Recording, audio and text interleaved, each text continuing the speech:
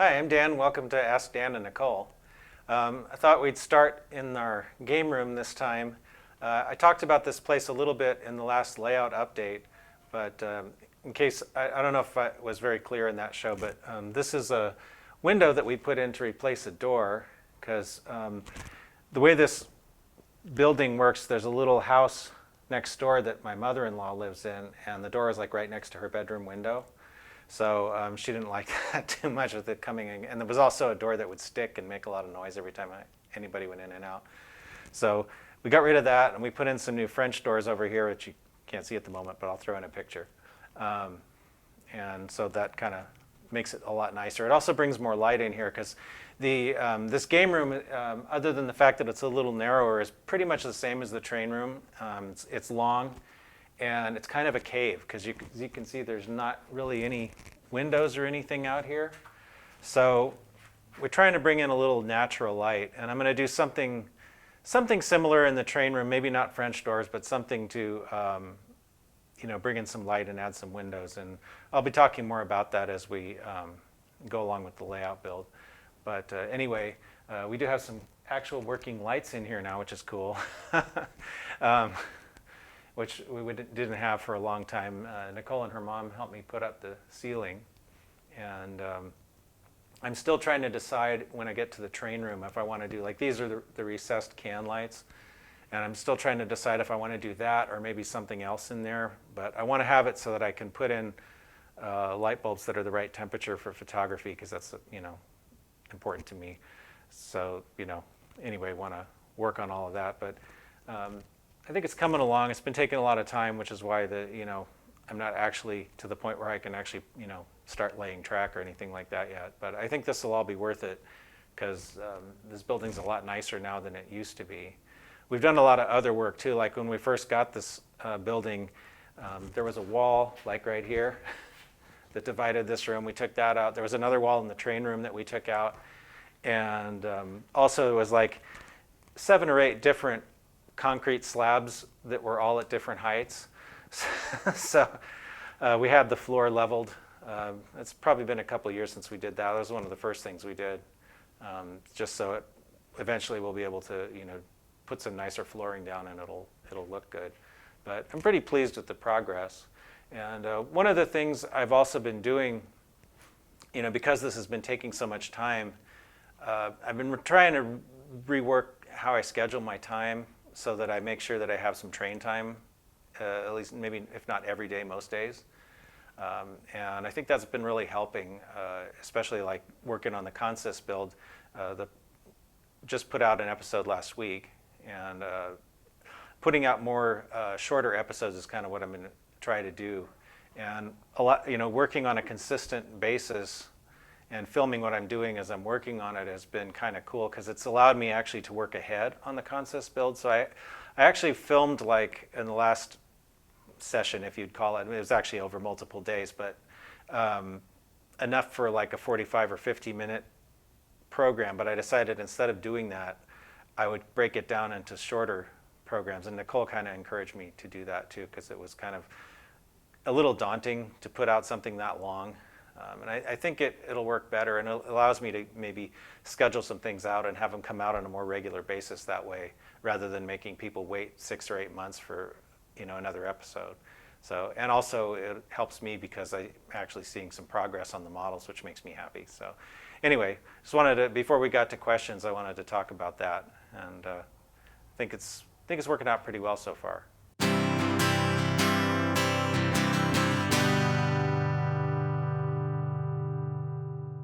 So you can look, I'm shooting to get the next episode of the consist build out on October 3rd, which hopefully is not too long. And here's Nichole. Hi, everyone. Hope everyone's doing well in this crazy year. Yeah. I have some questions from some fans. Yeah, we got some questions via email, so yes. I thought I'd answer a couple. Please feel free to write in questions. Anything you write in, we will answer. So this is from Aiden Stewart. He wants to know if there's a possibility of doing a weathering and detailing program, possibly available on physical media like a DVD or Blu-ray. Yeah, that's something that maybe is a possibility.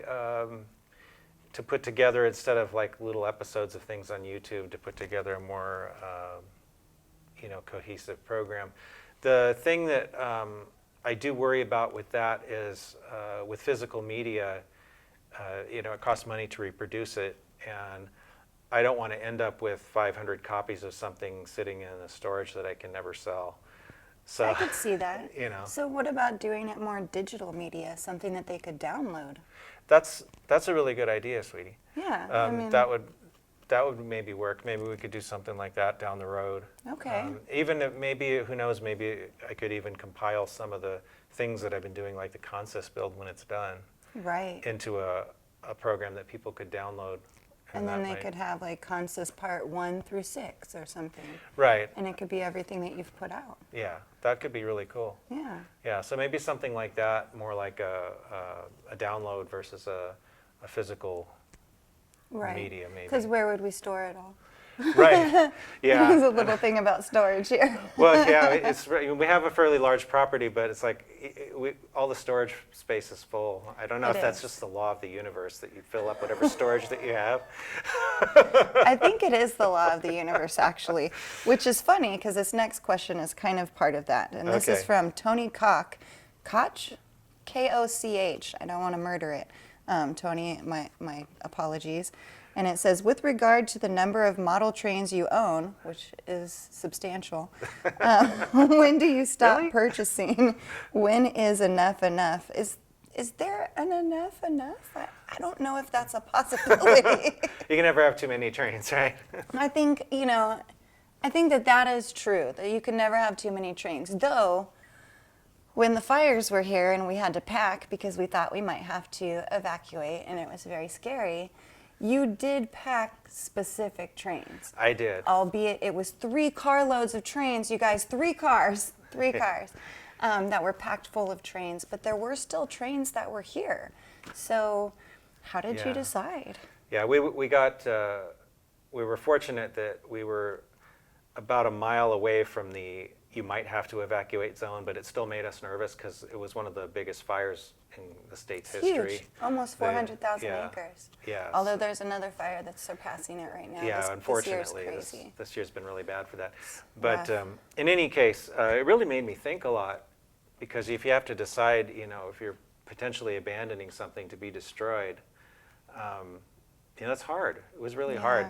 But I gave my highest priority to the models that I've built myself and detailed and painted, because those are the kinds of models that really can't replace, other than by building another one, which is a lot of hours of labor and work. So that was my biggest fear, was losing those. And then after that, I kind of prioritized the more expensive models. Okay. I've got some steam engines and things, even though they don't really, most of them fit into my 1990s era. But some of those models cost $500, $600, $700, and that's a lot of money to replace. So but then there's lots of other things too. I mean, even freight cars today are $40, and you got boxes full of 12 or 16 of those in a box. So you've got. Well, yeah, but I mean, like when we do the box of the month, we pull out a bunch of those. So I mean, if you lost the whole box, that's a pretty hefty amount of money too. It's substantial. It is. Plus, with everything being limited production these days, sometimes you just can't replace that either. That's true. I was kind of shocked by that. I didn't understand that they just put out a limited number, and then once it's gone, and maybe they'll redo it, maybe they won't. That was pretty shocking to learn that to me. The industry's been like that for probably well over 20 years now. Wow. I think they do it partly because I think they want to sell everything they make, and I think having it being limited production gives people an incentive to want to go buy it when it's available. I could see that. If something's just on the shelf always, then there's no real incentive to go buy it now. But if if you don't jump on it when it's out, you might miss it. Then it's like everybody wants it. So. Okay. I think it's. I guess I feel the same way about costumes and jewelry when it comes to that stuff. Some of that stuff is one of a kind, y'all. It's like no joke, you know. Yeah. You got to get that, you know. One of a kind is one of a kind. But anyway, it did really make me think. So, you know, trying to figure out which trains I wanted to keep and not keep. And then I was thinking to myself, well, if I'm willing to let this be destroyed potentially, do I really need it? You know, do I need to downsize my collection maybe even? So I don't know. Those are some kinds of things I've been thinking about. There are certain models I could probably let go of. Right. But I also wanted to say that, you know, we joke about you can never have too many trains, but if you want to be more practical about it, you can think about, like you know, the next room over here eventually will have my layout in it, and it's going to be about, you know, Donner Pass in the 90s, and, you know, so I could do research and try to, because what I would like to do with my layout is to be able to have a whole day's worth of trains running over Donner to simulate whatever SP was doing at that time, and not have any repeats. So that means that I need to have a lot of staging tracks where I can park trains, for one thing. But you know, and I have, this is something I need to research because I really don't have a lot of knowledge of, you know, I have a lot of knowledge of specific pieces of equipment, but not like how they were being used so much in trains. So, but let's just say, for example, that, and I'm just pulling this number out of the air, so it's probably wrong, but let's say Southern Pacific was running 20 trains a day over Donner. That would mean that if I want to have an operating session that I reproduce an entire day's worth of stuff, and I don't want to see the same train go by twice, then I need to have 20 trains and spaces to park 20 trains. And if again, this is just pulling numbers out of the air, but let's just say that each train, because it's, you know, mountain territory, each train has 5 locomotives, and I don't know what my train length is going to be, but let's just say it's 30 cars. Well, that would be 100 engines and 600 freight cars. So if you kind of think about the operational requirements of your layout, you can kind of come up with some numbers that way, you know, in terms of like how much is enough. That's a lot of trains still. That's still a lot of trains. That's still a lot of trains. That's a heck of a lot of trains, yeah. So, you know, those are some things you can think about. Now, if you, like, I think I would probably have enough room for 20 storage tracks, but if I only had 10, then even if I could fill up, you know, 20 trains, I wouldn't have anywhere to park the other 10, so I couldn't have them all in the layout at the same time, you know, and those are issues I still need to work out. But those are, you know, if you want to be more practical about how many trains do I actually need, you can start thinking in terms of what am I actually trying to do with the layout, and you know, then plan accordingly. And there's, see, I was just thinking plain, you know, trains. I wasn't thinking simulating a day, and yeah, it's interesting because I wouldn't have even gone there. So that's yeah, cool. Well, that's kind of what I've been thinking of, you know, Okay. trying to come up with that. And then there's other things too, like there's a books called the Official Railway Equipment Register, I believe, which Ooh. they put out, I think, annually, but it like has lists of like all the different, I don't know if it's in every single freight car, but it's like, it gives you a lot of data about what is running on the rails at any given time. Okay. So you could look at that, and then you could say that, you know, maybe you look at that and you determine that it was like in say 1993. Again, I'm just pulling numbers out of the air, it's probably wrong. But let's say it was like 20% box cars and 25% tank cars and 20% grain cars, et cetera. Then you could try to, when you're buying models, try to make your collection reflect those numbers in percentages. Okay. You know. That's pretty cool.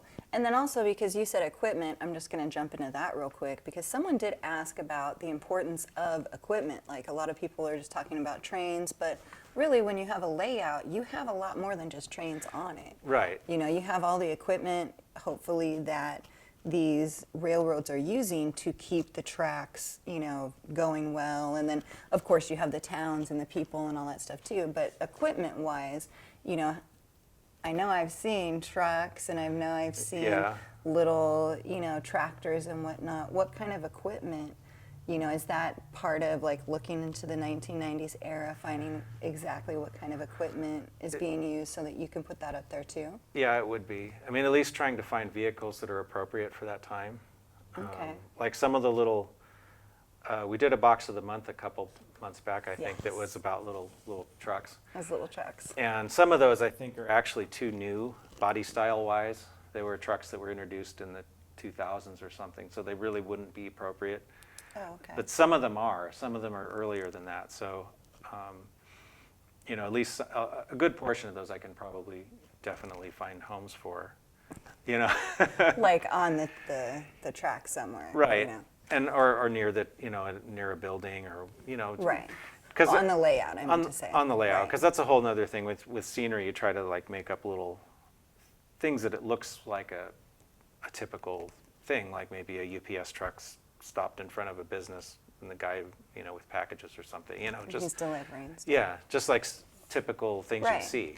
Little moments frozen in time Right. of typical daily behavior. Right. Yeah. So that nice. kind of stuff would also be things to think about. Right. So we got a little off topic, but you know, a few different things in there. That was pretty cool. Yeah. Yeah. So anyway, but those are some things if you know, you don't just want to, I mean, I think a lot of people are kind of like, you know, just want to buy whatever cool train is out, you know, and I've fallen into that many times. So I'm not going to critique that. But if you want to, you know, there are ways to be more targeted about what you're buying if you want to be. Right. So, I think that's a good point. If you Yeah. want to be. yeah. So anyway, hopefully that is kind of a long-winded answer to that question. Or we With could some just, bonuses. yeah, or you could just go back to you can never have too many trains, and, you know. That's true too. Yeah. Well, that's the end of our questions, sir. Okay, well, I guess Alright. that'll do it for this time. So if you have any more questions, you know, feel free to send them in. Yeah. And I guess that's it for now, and thanks for watching. Bye for now. Thanks for watching.